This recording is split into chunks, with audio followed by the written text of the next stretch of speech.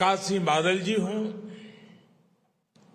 बाला साहब ठाकरे जी हों, जॉर्ज फर्नांडिस जी हों, रामविलास पासवान जी हों, अजीत सिंह जी हों, शरद यादव जी हो, सभी ने अपनी अपनी तरह से एनडीए को मजबूती देने का काम किया।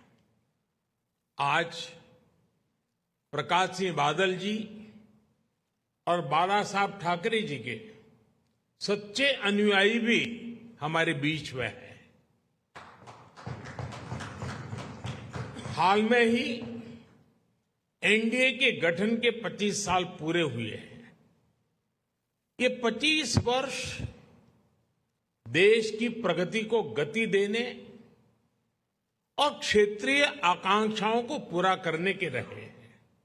यानी राज्यों के विकास से राष्ट्र का विकास, इस मंत्र को एनडीए ने निरंतर सशक्त किया है। इस यात्रा में जो पुराने साथी रहे हैं, मैं उनका तहे दिल से अभिनंदन करता हूं। भविष्य की यात्रा के लिए जो नए साथी आए हैं, मैं उनका हृदय से स्वागत करता हूं। साथियों, एनडीए के 25 वर्षों की इस यात्रा के साथ एक और सुखद संयोग जुड़ा है। ये वो समय है जब हमारा देश आने वाले 25 वर्षों में एक बड़े लक्ष्य की प्राप्ति के लिए कदम बढ़ा रहा है। ये लक्ष्य विकसित भारत का है, आत्मनिर्भर भारत का है। कोटि कोटि भारतीय आज नए संकल्पों की ऊर्जा से भरे हुए हैं। इस महत्वपूर्ण कालखंड में एनडीए की बहुत बड़ी भूमिका है। एक तरह से ये नई ऊर्जा से भरी हुई त्रिशक्ति है। एन से न्यू इंडिया के लिए, डी से डेवलप्ड नेशन के लिए, ए से aspiration of people and region के लिए। आज देश का गरीब, देश का मध्यम वर्ग, देश के युवा, महिलाएं, दलित, पीड़ित, शोषित, वंचित, आदिवासी, सभी का विश्वास एनडीए पर है।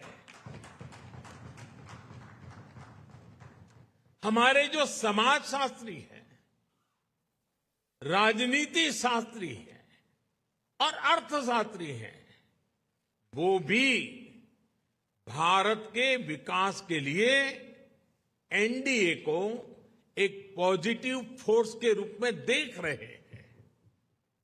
हमारा संकल्प पॉजिटिव है, एजेंडा पॉजिटिव है, भावना पॉजिटिव है और हमारा रास्ता भी पॉजिटिव है। मैं अक्सर कहा करता हूं कि सरकारें बहुमत से बनती हैं, लेकिन देश सबके प्रयास से चलता है। इसलिए आज जब हम विकसित भारत के निर्माण में जुटे हैं, तब एनडीए सबका प्रयास की इस भावना का प्रतिनिधित्व कर रहा है। साथियों, हमारे देश में राजनीतिक गठबंधनों की एक लंबी परंपरा रही है, लेकिन जो भी गठबंधन नेगेटिविटी के साथ बने, वे कभी भी सफल नहीं हो पाए। कांग्रेस ने 90 के दशक में देश में अस्थिरता लाने के लिए गठबंधनों का इस्तेमाल किया। कांग्रेस ने सरकारें बनाई, सरकारें बिगाड़ी। इसी दौर में 1998 में एनडीए का गठन हुआ था। लेकिन एनडीए क्यों बना? क्या तब सिर्फ सरकार बनाना या सत्ता हासिल करना ही एनडीए का लक्ष्य था? आप भी जानते हैं ऐसा नहीं था।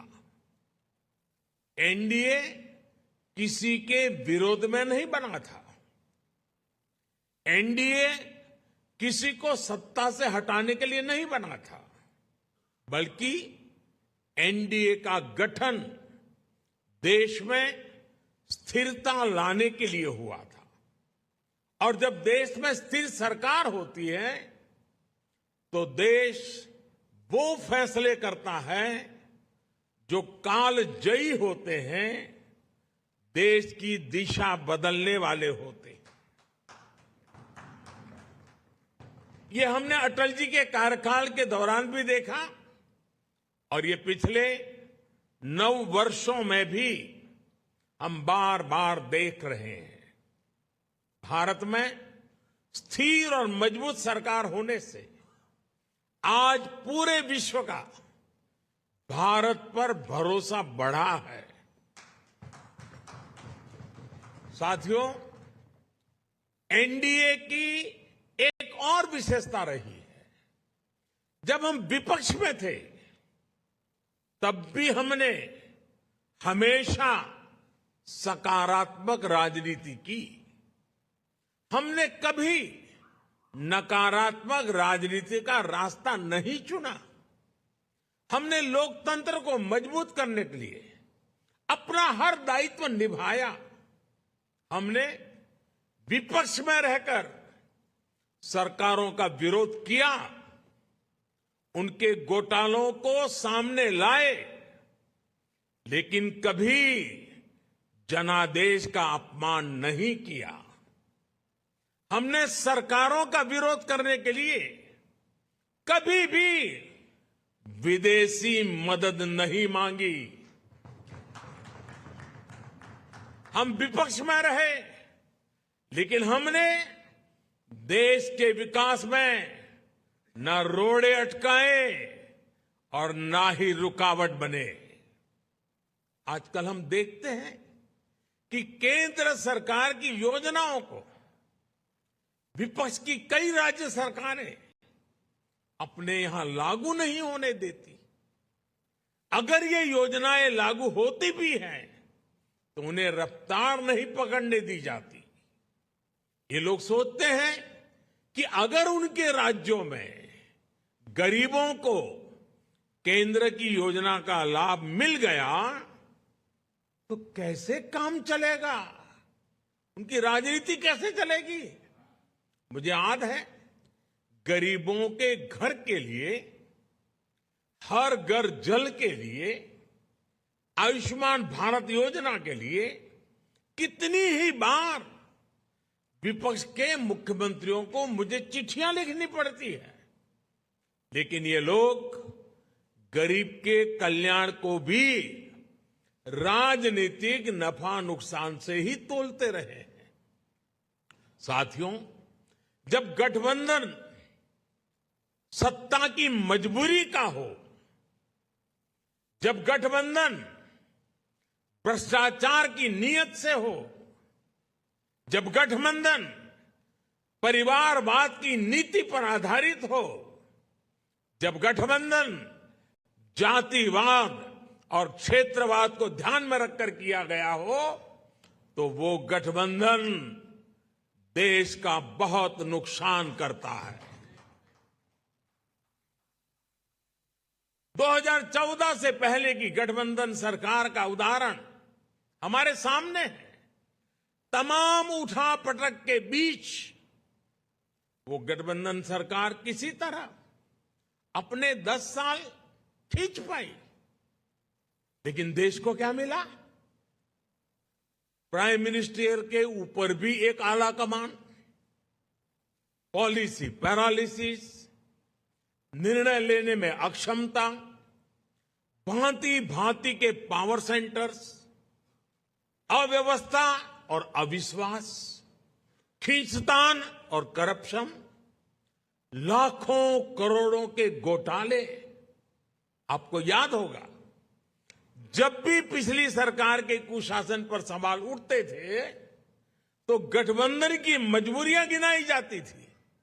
बहाना एक ही, गठबंधन के कारण।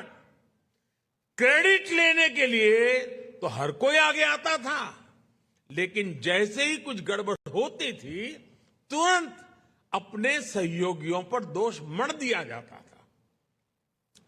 हम सौभाग्यशाली हैं कि एनडीए की स्थिति इससे बिल्कुल विपरीत है, अलग है। हमारे लिए गठबंधन मजबूरी का नहीं बल्कि मजबूती का माध्यम है।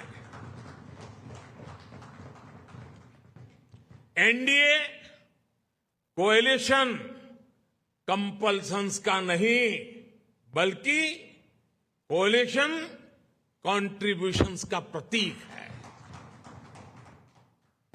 क्रेडिट भी सबका है, दायित्व भी सबका है।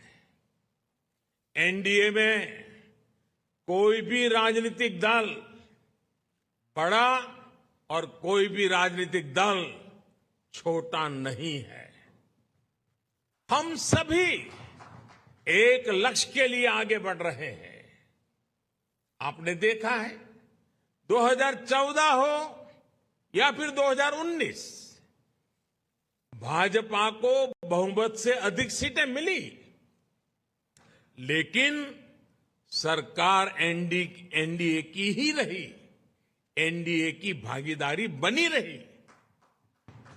साथियों, एनडीए के गठन से लेकर ही हमारा संकल्प समाज के अंतिम व्यक्ति तक पहुंचने का रहा है।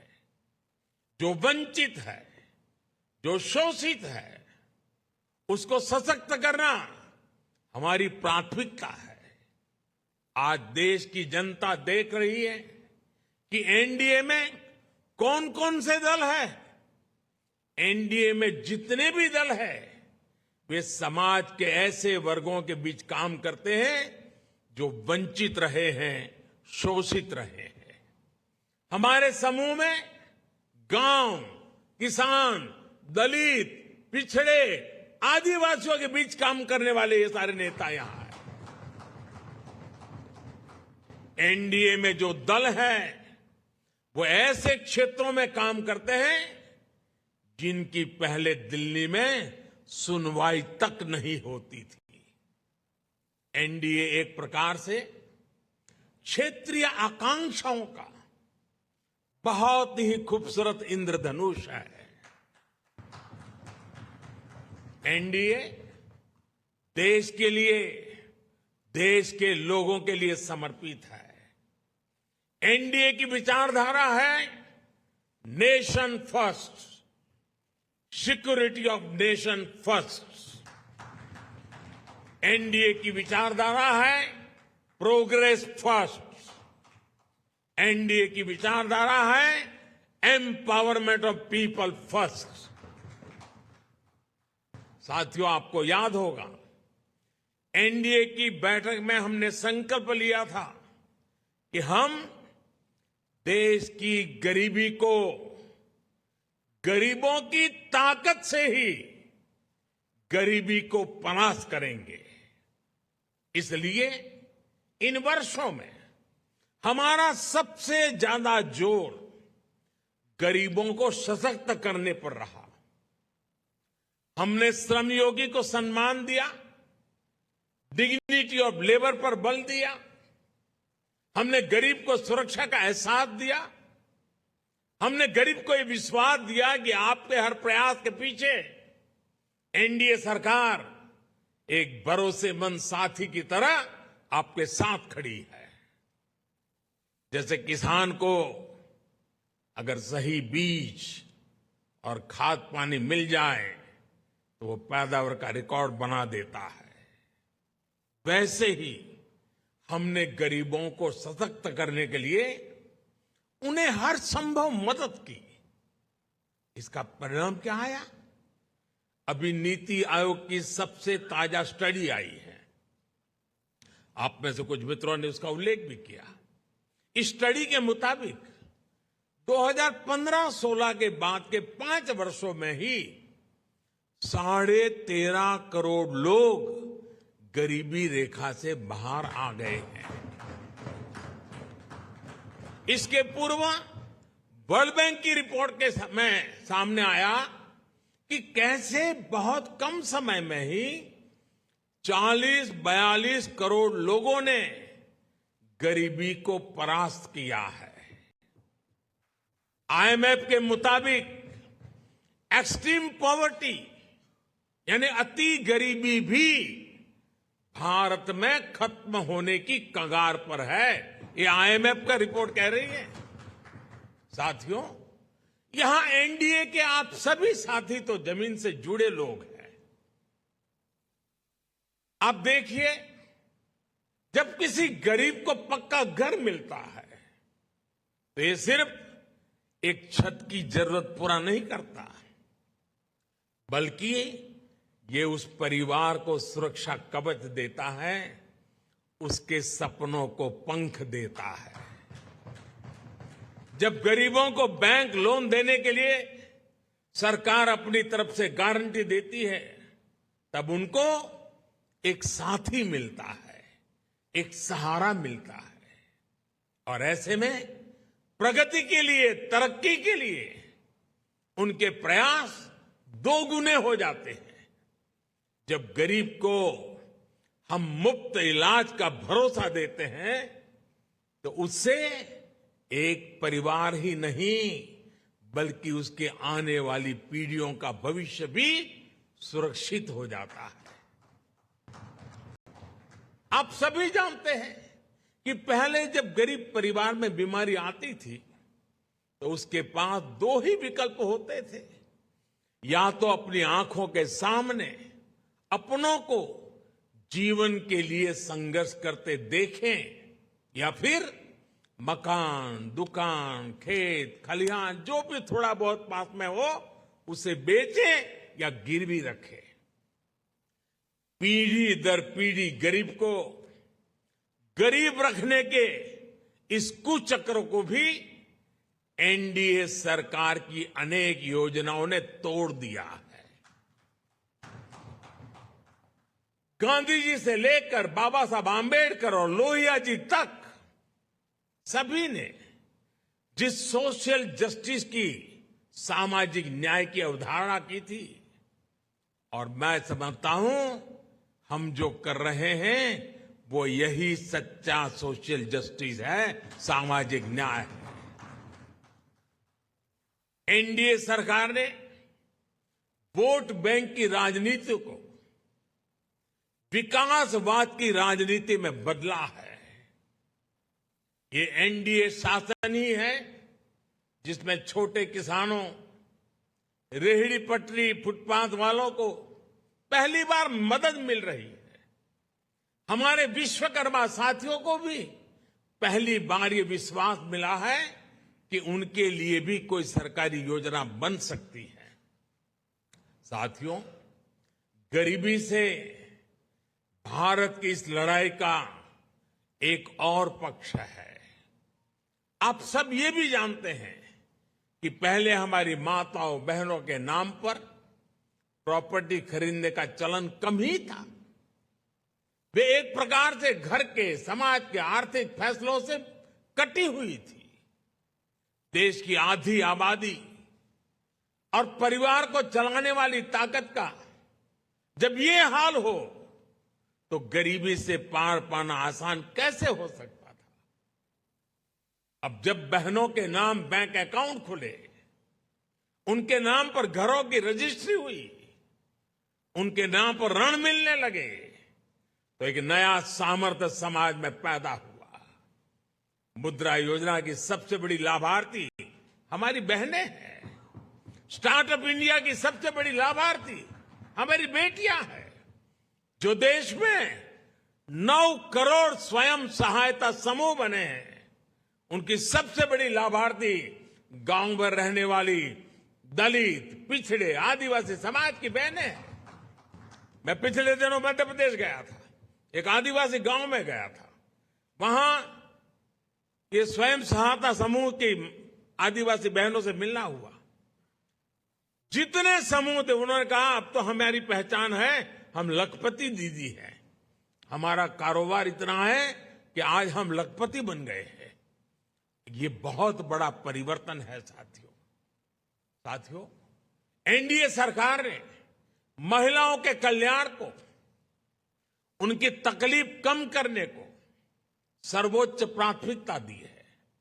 जब घर में टॉयलेट बना तो बहनों को सम्मान और सुरक्षा दोनों मिला। जब नल से जल आया, गैस का सिलेंडर आया तो उनकी परेशानी कम हुई, उनके समय की बचत हुई। इस समय को वो अपने परिवार की आय बढ़ाने में उपयोग कर रही है। ये सिर्फ गरीबी से बाहर निकलने का प्रयास नहीं है, बल्कि वुमेन लेड डेवलपमेंट का रास्ता है जिसे एनडीए सशक्त कर रहा है।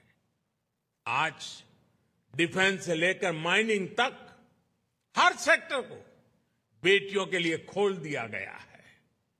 देश को पहली आदिवासी महिला राष्ट्रपति देने का सौभाग्य एनडीए को मिला है। साथियों, 9 साल में हमने केवल एक लक्ष्य के साथ काम किया है कि हम देशवासियों का, खासकर गरीब और वंचित का जीवन बेहतर बना सके। मैं चाहूंगा कि जो लोग एकेडमिक्स से जुड़े हैं, गवर्नेंस स्टडीज से जुड़े हैं, वो इस दिशा में रिसर्च करें। किसी भी सरकार का फ्यूचर विजन क्या है, स्केल ऑफ वर्किंग क्या है, स्पीड ऑफ वर्किंग क्या है, उसकी वर्क स्पिरिट क्या है, इसका मूल्यांकन किया जाए। इन सभी पैरामीटर्स पर एनडीए सरकार का काम न केवल असाधारण साबित होगा, बल्कि एक मॉडल के तौर पर उभरेगा। हम केवल आज की जरूरतों के लिए काम नहीं कर रहे हैं, हम आने वाली पीढ़ियों के भविष्य को भी सुरक्षित बना रहे हैं। मैं आपको एक उदाहरण देता हूं। हमारे लिए बहुत आसान था कि आजादी के 75 साल पूरे होने पर हम भी कोई स्मारक बना देते, दिल्ली में कोई ऐसी इमारत अपने नाम पर खड़ी कर देते थे या कोई मूर्ति लगवा देते। लेकिन हम देश के कोने कोने में 1 लाख अमृत सरोवर बना रहे हैं। हमारा स्केल, हमारा स्पीड, हमारी स्पिरिट और इसकी वजह से हमारे काम का स्कोप ये अभूतपूर्व है। हम विकास भी कर रहे हैं और विरासत को भी सहेज रहे हैं। हम मेक इन इंडिया पर भी बल दे रहे हैं और पर्यावरण की रक्षा भी कर रहे हैं। साथियों, हमारी नीयत साफ है, नीति स्पष्ट है और निर्णय ठोस है। एनडीए सरकार ने बीते 9 वर्षों में भ्रष्टाचार के हर रास्ते को बंद करने के लिए हर संभव प्रयास किए हैं। पहले सत्ता के गलियारों में जो बिचौलियों घूमते थे, हमने उनको बाहर कर दिया है। हमने टेक्नोलॉजी की मदद से लीकेज की हर संभावनाओं को दूर किया है। जनधन, आधार, मोबाइल, इसकी त्रिशक्ति से हमने करोड़ों फर्जी लाभार्थियों को गरीबों का हक छीनने से रोका है। अब सोचिए, देश में करीब करीब 10 करोड़ ऐसे फर्जी लाभार्थी थे जिनका जन्म ही नहीं हुआ था और जिन्हें सरकारी मदद जा रही थी। ये पैसे मेरे किसी गरीब भाई बहन के थे, किसी आदिवासी के थे, किसी पिछड़े और दलित साथी के थे। ये एनडीए सरकार है जिसने गरीब से हो रही इस लूट को बंद किया है। इन 9 वर्षों में 30 लाख करोड़ रुपए, यह आंकड़ा छोटा नहीं है, 30 लाख करोड़ रुपए डायरेक्ट बेनिफिट ट्रांसफर डीबीटी के जरिए सीधे लाभार्थियों के बैंक खातों में पहुंचे हैं। ऐसा करके हमने गरीबों का कम से कम 3 लाख करोड़ रुपया गलत हाथों में जाने से बचाया है।